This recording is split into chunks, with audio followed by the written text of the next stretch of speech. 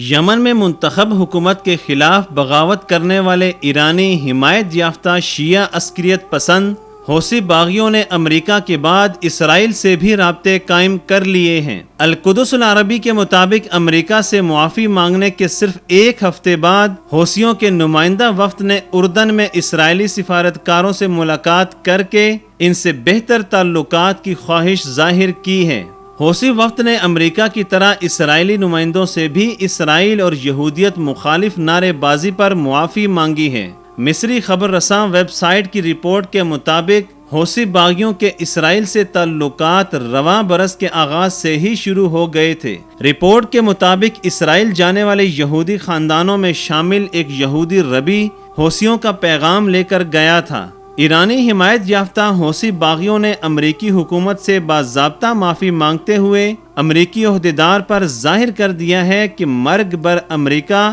اور مرگ بر اسرائیل کے نعروں کی کوئی حقیقت نہیں ہے، یہ ایک وقتی جذبے کے تحت لگائے جانے والے